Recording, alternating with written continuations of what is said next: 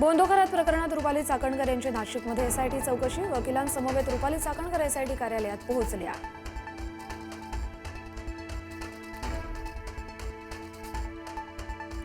बोंदोखराचा मुक्काम आता नाशिक मध्यवर्ती कारागृहात। शिर्डी न्यायालयाकडून खरातला 14 दिवसांची न्यायालयीन कोठडी, खरातचा ताबा ईडीकडे जाण्याची शक्यता। अभिनेते थलपती विजय तामिळनाडूच्या मुख्यमंत्रीपदी, थलपतींसह 9 मंत्र्यांचाही शपथविधी। बहुमतासाठी लागणाऱ्या 118 आमदारांचा आकडा जुळल्यानं अखेर तिढा सुटला।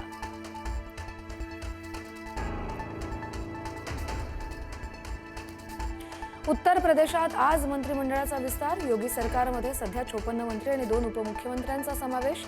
आगामी विधानसभा निवडणुकांपूर्वी नव्या चेहऱ्यांना संधी मिळणार का, याकडे लक्ष।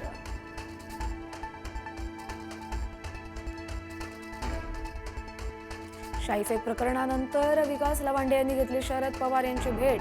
पुण्याच्या मोदी बागेत लवांडे यांनी घेतली शरद पवार यांची भेट। लवांडेंना भेटून शरद पवार मुंबईकडे रवाना।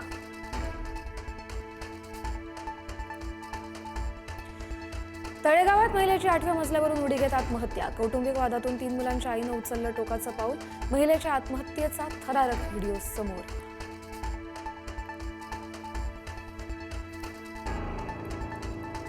मध्य रेल्वे आणि ट्रान्स हार्बरवरती आज मेगा ब्लॉक। देखभाल दुरुस्तीच्या कामांसाठी मेगा ब्लॉक।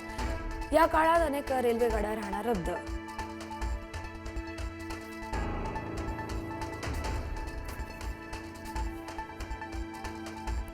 वादळी पावसामुळे कोकणामधल्या हापूस आंब्याचं नुकसान। काढणीला आलेला आंबा पावसामुळे मातीमोल।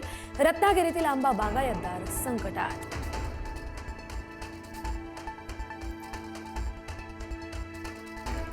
अंदमानात यंदा पावसाचं लवकर आगमन। 4 दिवसांनंतर मान्सून अंदमानात दाखल होण्याची शक्यता।